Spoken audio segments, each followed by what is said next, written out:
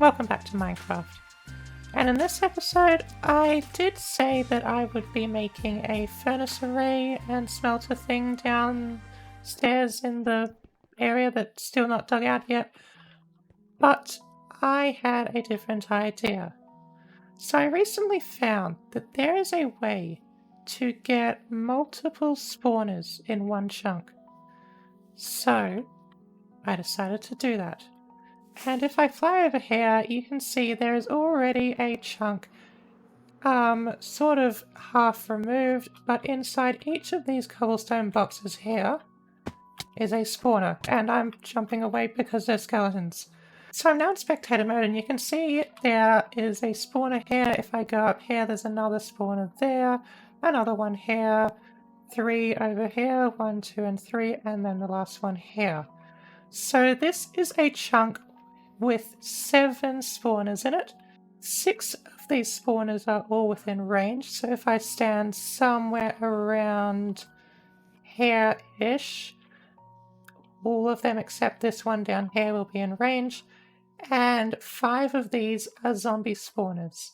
And what I'm going to be doing with this is making a drowned copper farm and also a stray farm, because there is that one skeleton spawner, and why not convert them into strays? I can get a few more items from it. But now I'm going to go over to a quick time-lapse and clip that I recorded of creating this monstrosity.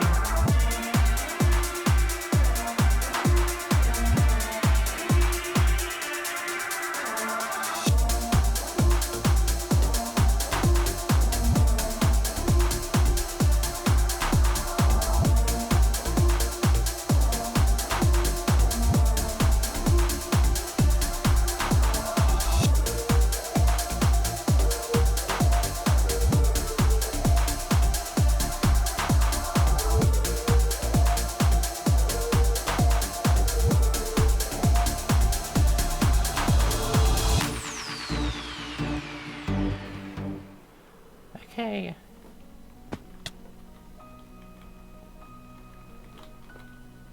Please work, please work, please work, please work.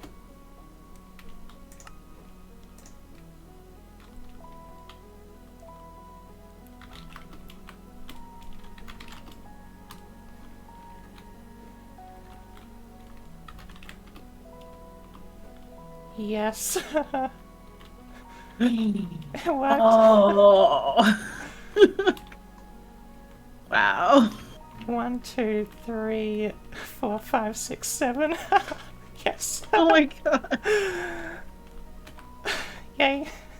So glad that worked. Now, as I was digging out this chunk, I came across these diamonds here.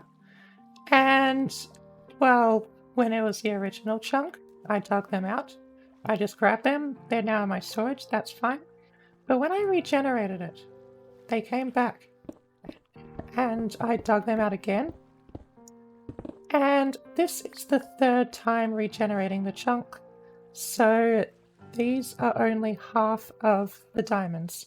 So I'm going to do the only logical thing and put them in a chest that says the illegal diamonds do not touch. So in here are the other 8, and I'm just going to add these 8 to it. Now the next step is to dig out this chunk here so that just the spawners remain. Now that is something you don't see every day. So yeah, okay, I have all 7 spawners. You can now see them all at the same time. They are a bit spread out, but these 6 up here are the ones in range, and this one is just sort of on its own, not gonna serve any purpose. I could potentially get rid of it, but I'm gonna leave it here for now just in case I find a use for it later. Anyway, what the plan is now is I need to go over here and note down all the coordinates of these spawners, go into creative and figure out how I'm going to approach this, because I've done single spawner farms, they're pretty easy. Double spawner farms, you can sort of work them out just 2 at once. But when you have 7 spawners, yeah, things get a little complicated. Now, I've spent a bit of time in a creative world here. I've put the spawners in their exact locations, and I have created this. So here are 6 spawners here. There was another one down here, although I just got rid of it because I can't really see a way that it's going to be useful. I don't know if I'll leave it there in the actual world. I probably will, and just move this redstone to the other side so it doesn't affect it in any way. But anyway, this is essentially made up of 3 different spawning chambers. There is this one here with 2 zombie spawners, there is this one here with 3 zombie spawners, and there's this one here with a skeleton spawner. And this is very convenient because it means I can have the skeletons in a separate water stream till the very end, and that means that I don't need to worry about separating them out. Anyway, I'll start with these zombies. So when they spawn in, they will be pushed down here, and pushed down here into this spot here. And the other ones, the exact same thing will happen. From here, they'll be pushed down all the way to here. Then from here, we get into the baby zombie filter. So this is designed so that baby zombies will be filtered out. So if I change the difficulty, spawn in a few zombies and a few baby zombies there, you can see very quickly all the skeletons fall straight down and all the baby zombies go into this lava here. So I'll do that one more time. There are a few zombies actually coming in now.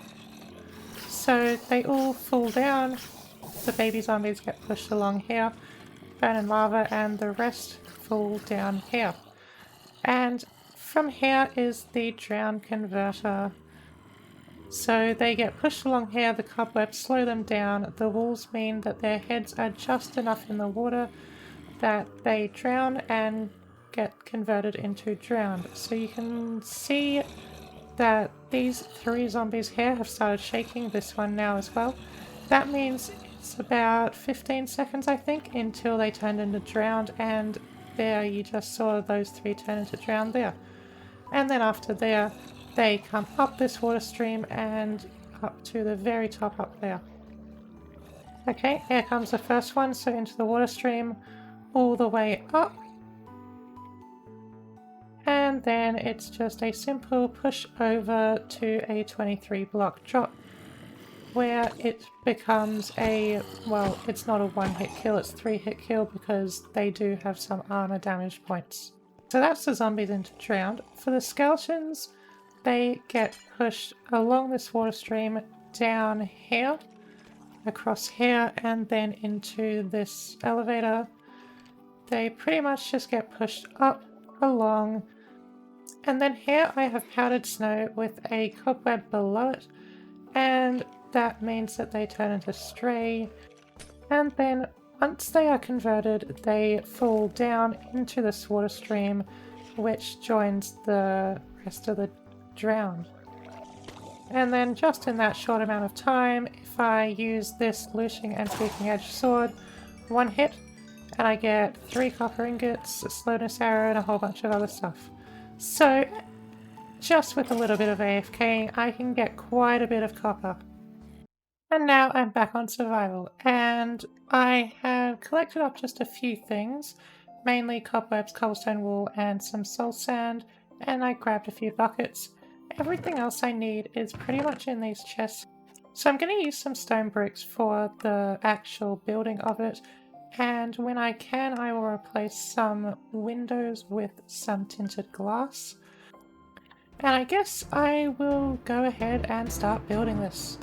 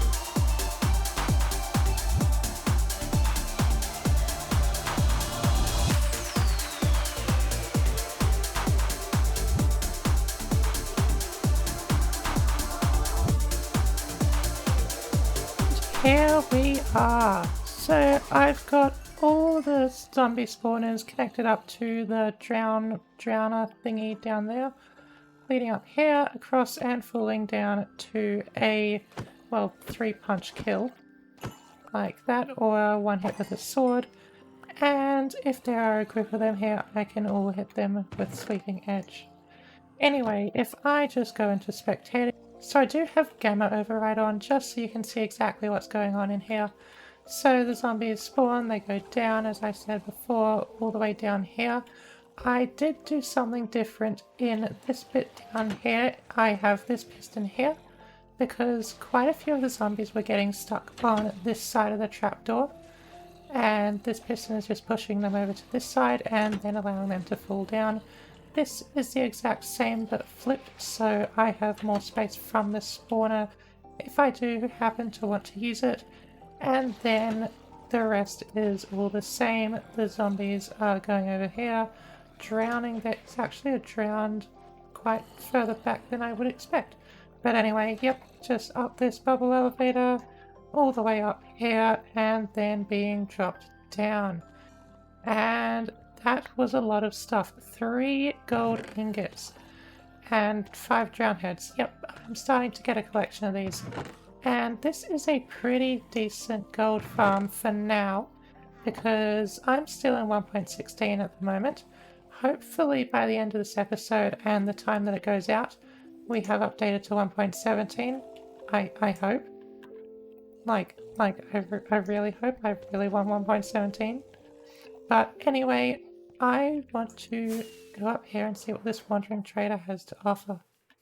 Okay, I've collected up some things and I can actually trade some things. So there's also a few other things that I didn't get.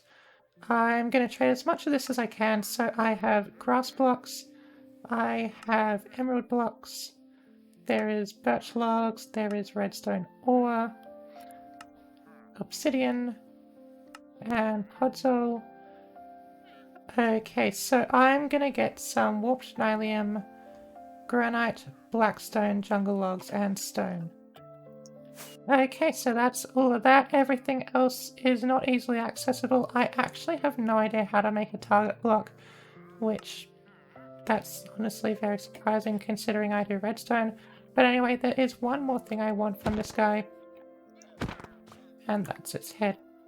Anyway, what I was gonna do before I was interrupted by that wandering trader was build up the skeleton spawner. So I will just quickly do that and come back to you when it's done. Now I have the skeleton spawner finished, and they're both coming into here, and just 1 hit and everything's dead. So I did do a little playing around with the heights of the drop here as well as putting a slab here because I want this to go to storage, and this block right here goes straight down into the spawner there, and I don't really want to put hoppers on this block here, so instead I'm going to put them here and then sort of just hide them behind something here and then probably have a wall along here or something. Some redstone stuff back here, and then storage over in this area here. But yeah, the slab is also here because I can walk right up to here and nothing can see me. I can hit all of them, get all their items, and wow. That is quite a bit of stuff really quickly. Okay, well anyway, I guess the next thing is to get some storage in and possibly start a little bit of decorating. I have done it. So I have storage all here. Decoration isn't quite there yet. I still have a few things to do. But if I quickly kill all these guys, you can see they go through the hoppers here into this dropper, which spits them out into this water stream. I did have to get some packed ice here, but they go along here into a ridiculously simple item stacker. So this is just pushing it along, grouping up the items and going up. That will be important later because they go up here, over here, drop down here. I did have another one in here earlier item stacker, but they get taken down here, get aligned with these chests. They get aligned with the chests so that they ride on the edge of the hopper here, and then they get sorted out. So in here I have bones in this one as well. This one is arrows, this is rotten flesh, and then I have gold, which this will turn into copper once we update to 1.17. I have drowned heads and then everything else in here. So with the item stacking, a hopper can only pick up items once every 2.5 seconds, although it can pick up multiple items. And because I have this dropper here and it spits out items sort of randomly, it isn't very reliable in having the items evenly spaced. And even though this is a 2.5 second clock or 4 redstone tick clock, it still isn't exact, so grouping up the items here gives it enough time that it means that there's enough space between the items, even if they are the same item, that the hopper will be able to pick up one set and then the other set. And a bit more decoration has been done. I would love to cover up these hoppers, but there's really no good way to do it.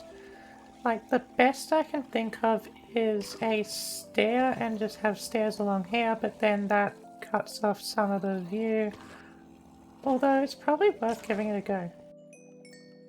Yeah, I think that is probably a bit better, because I can go all the way up here, I can hit them from back here, that's pretty easy, and yeah, there's also hoppers underneath these two that pick up items that happen to go onto either of those blocks, and then it goes all the way around into this storage system. And I am yet to fill up the gold and the drowned heads, but they are filling up and eventually they'll get there and I'll start getting items in these chests. Well, this is a sight to see. Drowned are literally flying up this elevator.